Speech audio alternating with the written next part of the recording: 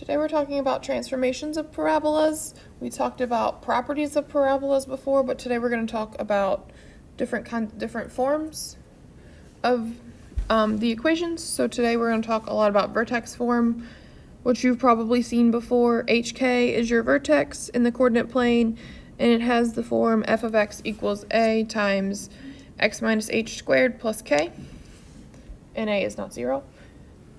So we're going to use this parabola with this just general form, and once again I forgot the f of x, I just wrote the x. So you're going to find the axis of symmetry. This time it's a little bit easier because you don't have to use the negative b over 2a. You're just going to look at h and say x equals h, and your vertex is hk. So h and k are going to be your vertex in this case, and if a is negative, then it opens downward, and if it's positive, it opens upward.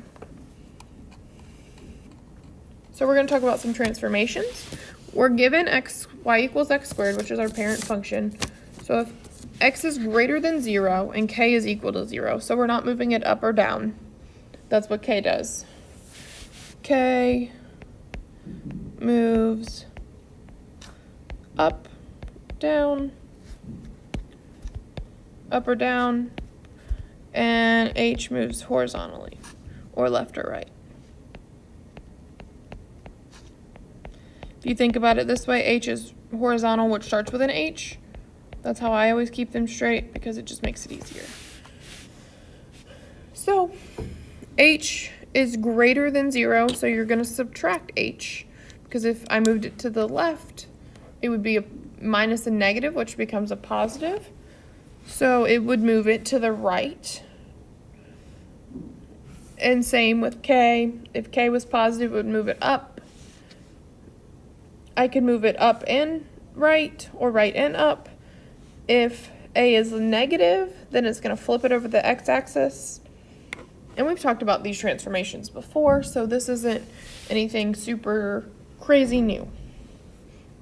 So for problem 1, we're going to graph y equals x squared. We've already done that in our last video. So 0, 0 is my vertex. And then I'm going to go up 1 and over 1 on both sides. And then over 2 and up 4 on both sides. And over 3 and up 9 on both sides.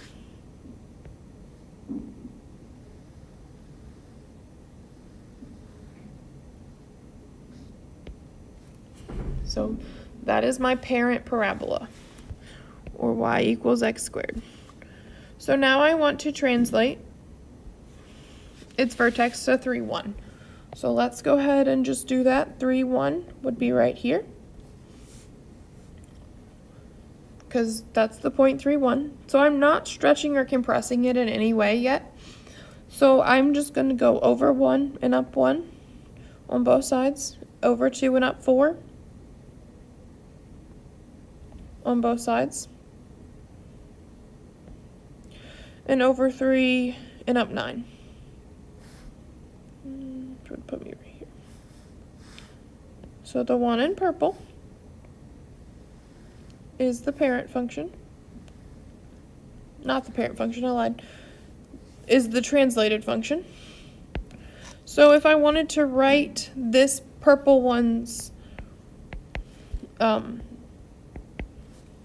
function, I would have a is 1. I labeled h and k because h is your x and k is your y. You would have x minus 3 squared plus 1. That's how you would write that in equation form. Alright, problem 2 says to write the vertex. Write the vertex form for the parabola represented by the equation y equals x squared minus 4x plus 5. And we want to write the vertex of this parabola as well. So that's fun. My version of fun is always different than yours. So we are going to take this function, y equals x squared minus 4x plus 5. We're going to subtract 4 and add 4. I know that seems stupid, but just bear with me.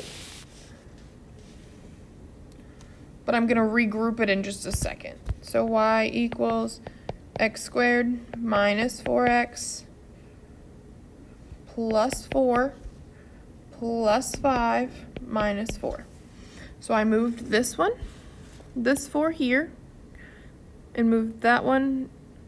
These two guys stayed the same spot. I just moved that positive 4 to next to that 4x. So what I'm going to do now is group these guys together, and I'll deal with this stuff on the end in a second, because this thing right here factors, this trinomial. What multiplies to 4 and adds to negative 4? 2 and negative 2 and 2. If you want to think about it, draw your x. 4 and negative 4, negative 2 and negative 2. And then 5 minus 4 is a positive 1. So that's how you graph that in. Write that in vertex form. If I wanted to find my vertex, that was supposed to be an H. I just wrote that underneath so we could see. So if I wanted to find my vertex, I would take this number and that number and get to 1 is my vertex.